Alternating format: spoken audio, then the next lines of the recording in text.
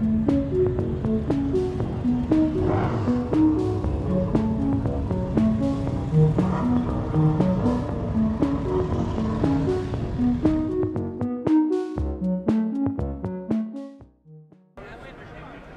à tous et bienvenue sur AutoPlus, mon nom est Andy David et aujourd'hui je me trouve une nouvelle fois dans le paddock des 24 heures du Mans 2023 et je suis à l'arrière du box derrière le camion de l'équipe Ferrari. Alors Ferrari au Mans, c'est déjà un événement, ça faisait 50 ans que la marque italienne ne s'était pas présentée officiellement avec comme objectif la victoire au classement général.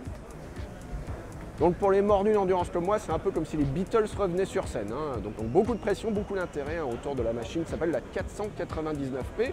Dans cette vidéo, je vais essayer de vous en dire plus sur cette voiture et de vous donner quelques clés de compréhension qui vous permettront de mieux suivre la course. Ouais, au village, c'est la cohue, il y a même une queue pour les spectateurs qui veulent voir cette 499P de plus près. Alors pourquoi 499P 499 parce que c'est la cylindrée unitaire, exprimée en centimètres cubes.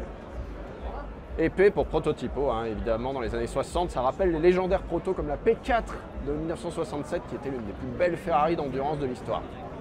La voiture a été conçue au sein de la Scuderia Ferrari, mais en dehors de l'équipe de Formule 1, par un groupe d'une trentaine d'ingénieurs mené par Ferdinando Canizzo. Le timing a été très serré, la voiture a fait ses premiers tours de roue en juillet 2022 sur le circuit privé de Fiorano, en Italie. Puis elle a fait ses débuts en compétition en mars dernier lors des 1000 miles de Sebring aux États-Unis. Le moins qu'on puisse dire, c'est que c'est une voiture qui s'est immédiatement montrée performante. Dès sa première sortie officielle, la Ferrari signait déjà la pole position.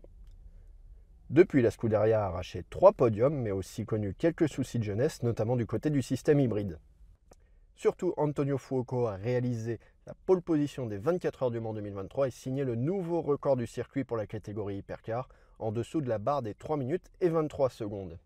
J'en profite pour vous montrer l'arrière de cette voiture qui est sans doute la partie la plus osée avec ses grandes dérives latérales et puis cet énorme diffuseur en deux parties situé sur la partie centrale de l'arrière. Vraiment là on sent que Ferrari a énormément travaillé l'aéro de cette voiture, donc ça va être très intéressant de voir quelles en seront les conséquences. Alors cette 499P, elle a été conçue selon la réglementation LMH, Le Mans Hypercar, ça veut dire qu'il y a beaucoup de liberté technique pour les ingénieurs. La contrainte, c'est de rester dans des valeurs aérodynamiques de traînée et d'appui qui sont imposées par le règlement. Alors, il s'agit assez classiquement d'une monocoque en carbone, comme la plupart des voitures de course modernes. Le cœur du véhicule, c'est son moteur. Il reprend l'architecture du V6 biturbo 3 litres de la Ferrari 296 GTB de série. Alors attention quand même, c'est pas exactement le moteur qu'on retrouve sur la 296 de série parce qu'il est porteur ici, donc il est solidaire du châssis, il en subit toutes les contraintes, etc. Et donc il a fallu notamment changer quelques matériaux afin que voilà, le bloc tienne face à toutes ces contraintes. Particularité, le V est ouvert à 120 degrés, ça permet d'abaisser le centre de gravité de la voiture et d'intégrer les périphériques dans l'espace libéré. Résultat, l'empreinte du moteur est réduite, ce qui laisse davantage de liberté aux aérodynamiciens sur la partie arrière de la voiture. Par ailleurs, Ferrari a conçu son propre système hybride. Celui-ci est situé sur les roues avant. Il récupère l'énergie au freinage et peut la redistribuer à l'accélération. Le moteur électrique situé devant les pieds du pilote peut développer jusqu'à 270 chevaux à partir de 190 km/h. La batterie fonctionnant avec une tension de 800 volts est située derrière le cockpit. Attention, la puissance totale thermique plus électrique ne peut jamais dépasser les 700 chevaux réglementaires. Bon, et quand même, ce qu'on a pu constater sur les premières manches du championnat du monde, c'est que l'un des secrets de cette voiture, c'est vraiment sa vitesse de pointe. Et lors des qualifications des 24 heures, la Ferrari numéro 50 a été chronométrée à plus de 343 km/h dans la première section des Hunaudières.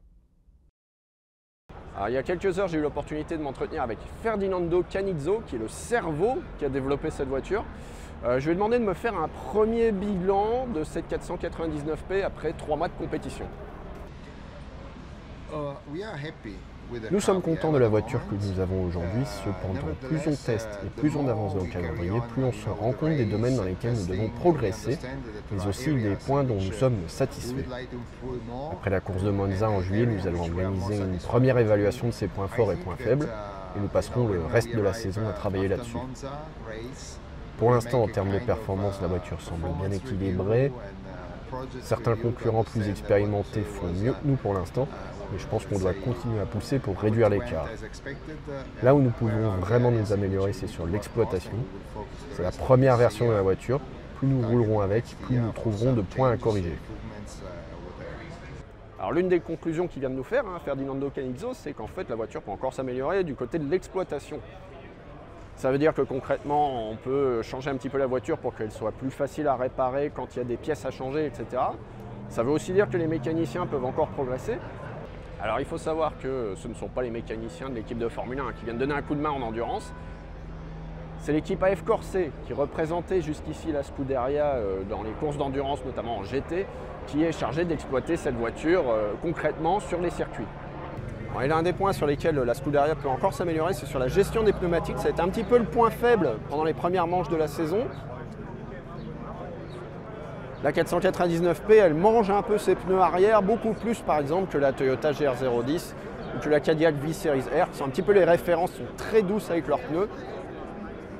Mais attention, rassurez les tifosi, le circuit du Mans, il y a moins de virages qu'ailleurs, il est un petit peu moins exigeant, il n'y a pas des très longs appuis. Donc ce sera un peu moins un problème qu'ailleurs lors de cette 91e édition des 24 heures du Mans. Alors cette année, Ferrari engage 2 voitures en championnat du monde et aux 24 heures du Mans. Le pilote le plus connu du grand public, c'est sans doute Antonio Giovinazzi, l'Italien âgé de 30 ans, qui courait notamment en Formule 1 du côté de chez Alfa Romeo.